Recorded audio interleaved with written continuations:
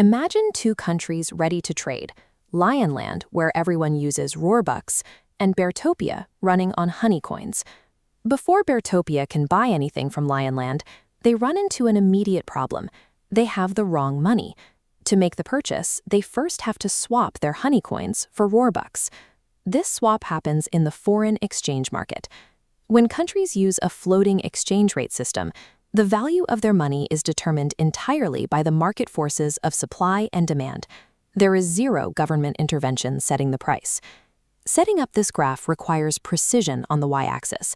Notice the label, price of roarbucks in honey coins. This is the crucial step.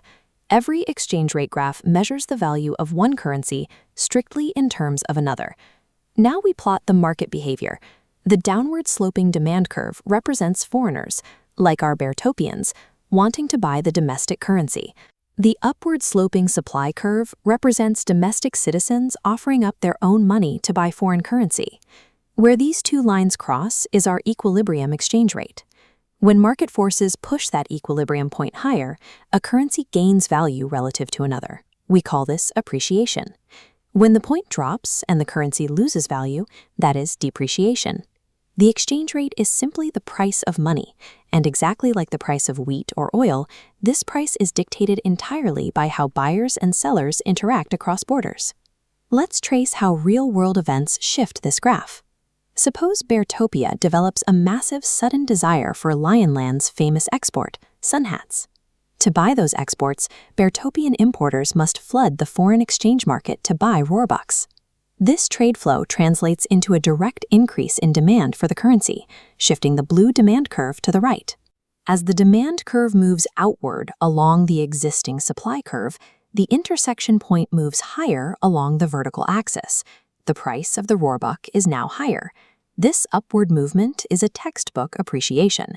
Strong export markets make a country's currency more extensive, shifting its purchasing power on the global stage. Now we introduce a second force. Lionland Central Bank decides to raise its domestic interest rates to attract investors. Investors around the world see those high returns and want in. To put their money into Lionland banks, they first have to buy Lionland currency. Demand for the roarbuck increases, shifting the curve to the right. But this is only half the story. We also have to track the domestic reaction. Lionland residents, seeing the high interest rates at their own local banks, decide to keep their money at home instead of investing abroad. Because they stop buying foreign currency, they reduce the amount of roarbucks they are offering to the global market. The supply curve shifts to the left. With demand surging and supply shrinking simultaneously, the new equilibrium point moves significantly higher. This rapid movement of capital seeking high yields is known as hot money. Because financial investments can be moved with a keystroke, these flows often overpower basic trade patterns, driving rapid currency appreciation. We have one final scenario. Speculators reading the financial news develop a strong belief that the roarbuck will lose value next week. Pause the video here, draw your own axes, label them carefully, and map out how this fear alters both the supply and the demand for the roarbuck today. The foreign exchange market rarely waits for economic data to become official. Anticipating market sentiment and acting on fear is a primary driver of daily exchange rate fluctuations. Look at this textbook diagram. If speculators think a currency will fall, current holders rush to sell, shifting the supply curve right. Simultaneously, buyers disappear, causing demand to shift left. This combination creates a massive drop in equilibrium price, causing immediate, severe depreciation. Let's lock in the mechanics. Increased demand for exports shifts currency demand right, causing appreciation.